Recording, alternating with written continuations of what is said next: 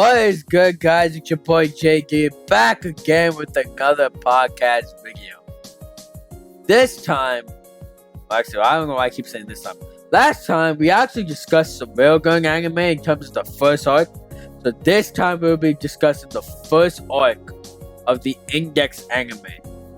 I completely forgot what the name of the first arc is. I think it's called the Index arc, but I could be wrong. I'm pretty sure it's called the Index arc. It's just called the Index arc. It's just called the Index arc.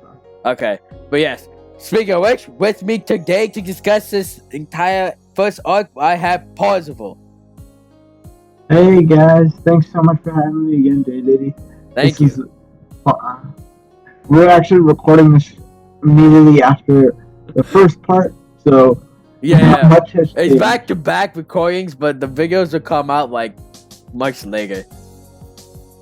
But anyways, how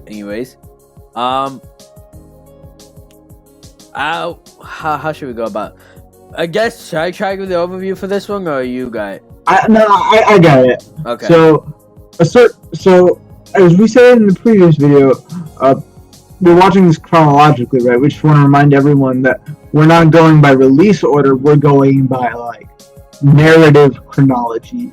And so, technically, even though Railgun came out after, it takes place before Magical Index. And so Magical Index is all from the perspective of Touma Kamijou, who was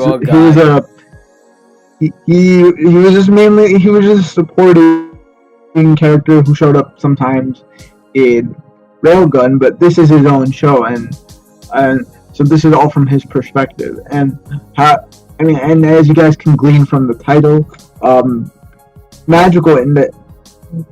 You guys know how science and magic are on opposite sides of the spectrum when it comes to, like, fields of study. Oh, by the way, spoilers. I'm sorry. Spoilers alert. Don't watch if you haven't seen this video. If you haven't seen the show.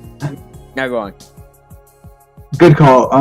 So since they're polar opposites, this one introduces the world of magic, and it follows Kamijou as the whole arc and show starts off with this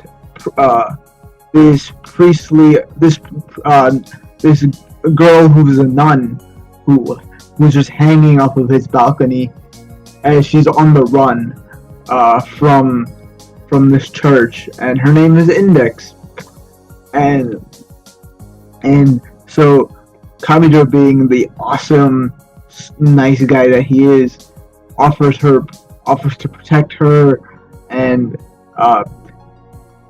protect her from the people who are chasing her. And through her, she explains the world of magic to Kamijou. And one thing that we alluded to, one of the things that make Kamijou so awesome, and we alluded to that, is I called it the nullifier ability in the previous video, but in this show it officially gets the name of his Imagine Breaker, and that essentially, we find out it can not only can it nullify scientific abilities, it can also nullify magical abilities, but it also nullifies his own, like, luck and life. And so a lot of bad stuff happens to him, which explains a lot in Railgun. But he has such a good attitude about everything, which is what makes him so likable. And then I guess should I go on?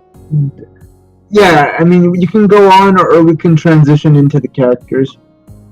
Yeah. So one of the things I really enjoyed was that, like, I also like how, like, when I think I could be wrong, but before Misaka and Touma fought in Railgun, they had a meeting the first time.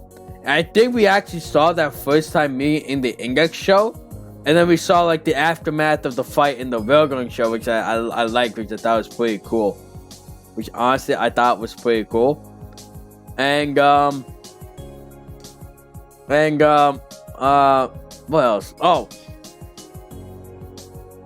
Kamijou with his bad luck is so funny. Like his fridge gets destroyed. He destroys his phone. I remember this one scene where he was at school and he was just dazing out in the window, and then like there's this teacher that was so short. Oh my god, dude! Whatever her name was, the pink haired lady. We should get to her.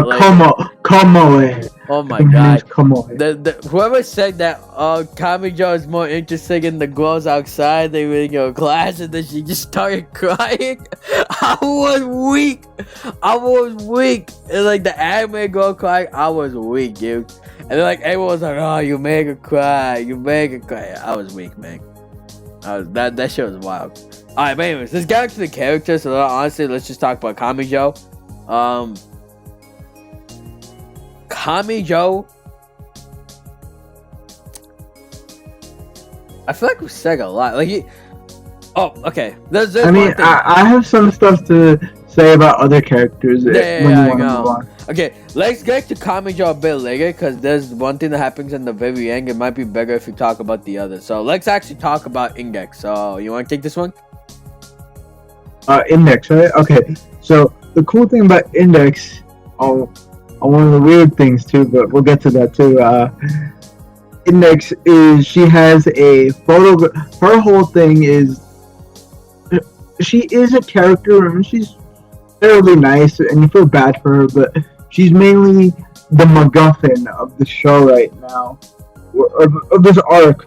The arc is named after her, man. But like, she's just basically this object that people are trying to like capture or protect, because she essentially is an object, and it feels bad to say that, but the thing about her is that she has this photographic memory, right? And within that photographic memory, she's learned all the knowledge, all the magical knowledge accumulated over. There's like grimoires, right? Like I think it's like the grimoire. So she has like a whole library of knowledge, stored in her head.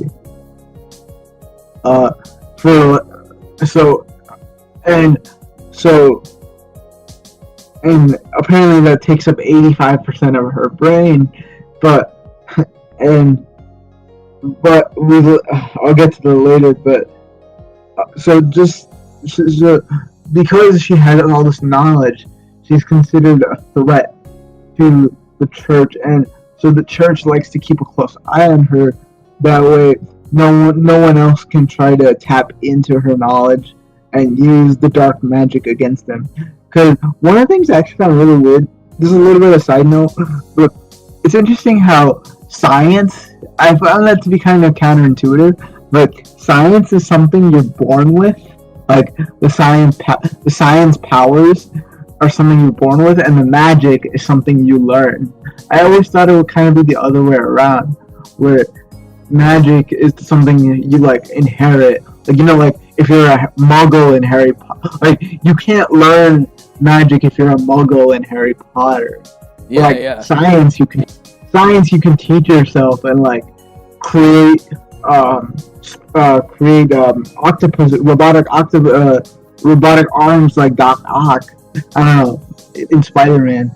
I don't know, it just felt like it's just like a small weird thing that I was wondering, but it just seems strange. Also with Index though, like the two things. When Touma touched her young dress and completely destroyed that shit.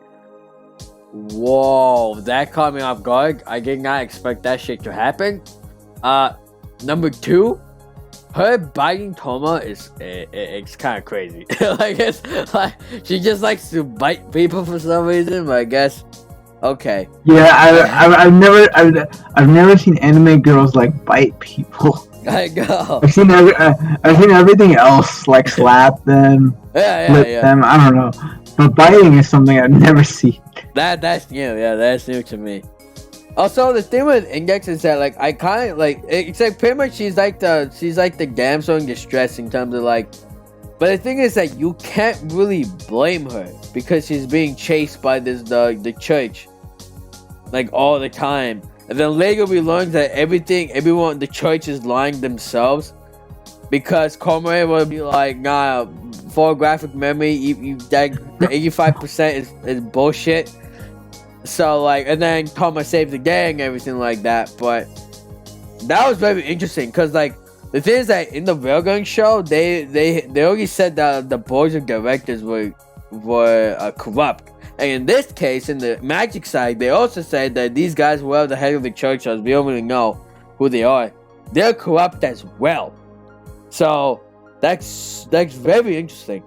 That's very interesting how they. Like I feel like this is a good point. This is a good time to bring this guy up because what you just mentioned about the corruption. This dude sort of serves as the bridge, I think, of the two worlds. At the very end of this arc, we get to see man hanging. His name is Alistair. In a tube. We don't get to see, in the tube. We don't get to see much of him, but from what you can tell, he's like the head of the science world, but he's also like very in touch with what's going on in the magical world. So he has like, he keeps an eye on everything that's going around. He keeps an eye on everything that's going on in both of these branches. It's kind of crazy. Like it is. Like. Again, we don't know much about him, so I have nothing to say on him. I think we should. I just wanted to mention him. I just wanted to mention him here. I think we should talk about Styil. I think we can honestly bring in Styil and Kanzaki together, just for this arc. Right. Yeah, you take them. Okay, so Styil again, he's a dude about fire, and then like I thought his Witch King characters was wild. That shit was awesome. That shit was epic. Like, he comes up off a bad boy, but he actually cares about index and stuff like that. But so I almost expected the Chakras to come out and be like, Axel, that's King of Hearts. That would be wild. And then there's Kanzaki with her sword. She's pretty much like a swordswoman, and like she slices things and stuff. But in terms of character, the only thing we know, two things, is that they were lied to by the church, and they care about Index, and Index was a friend. And like she had this whole conversation with Thomas, like, do you think we want to keep doing this over and over and over again, erasing her memory, keep trying to hunt her down, all that shit? And then Toma is actually interesting because he's one of those guys. I think that he's like one of them righteous guys. Like no matter the odds, like it's like you gotta do the right. Like he's like. He's righteous, like he's about justice and righteousness, and doing the right thing. I think that's his thing. I guess you could say it's a bit naive, but I think that's just who he is. That's just who he is, because he just helps people. But again, I still a bit too soon to say that. I don't know yet. But Kanzaki and Styil, they're pretty good. They're pretty interesting, and it was very interesting to see, like, understand how the church, likes them and everything like that. But again, we do not have much on them in terms of character. I mean, they could have more character later on in the series, but strictly on the first arc, because we're only talking about the first arc because we haven't seen the rest, there's nothing much on them. But, you have anything on them before I say continue? Not much, but I did want to bring up the point I don't think we've mentioned so far, is that Kamijou, not only is his luck really bad, but he's classified as a level 0. Which is wild. The thing is that I don't know. I'm sorry. You can continue. Yeah, and so you can see it in the way he approaches situations. Like he's not your stereotypical charge into battle, know exactly what to do. Like he sort of like lucks, even though he has bad luck. He sort of like just barely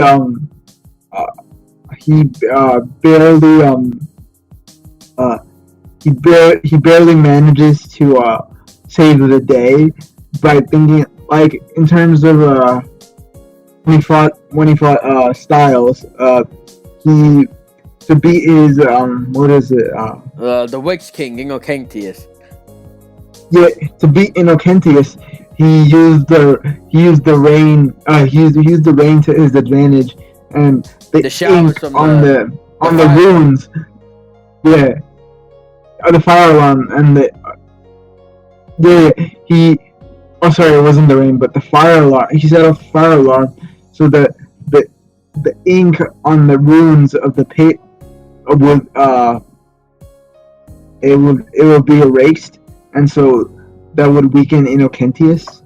Yeah. Like so he has to come up with unconventional, like creative ways to take his enemies down. Because if you really think about it, other than like canceling out powers, and it's only his right hand, right? They mention it too. It's only his right hand, and so if his right hand is doing. Sorry, no, continue. Like, if his right hand is doing something else, then the rest of his body's completely vulnerable. Also, another big weakness that he has, I think Kanzaki exploited, was that I think it has to be a supernatural power for his move to be effective. Like, if he's fighting some guy that's just using like weapons, like swords or guns or stuff like that, and if they're not like a magic weapon or anything like that, Kamijou would technically be useless.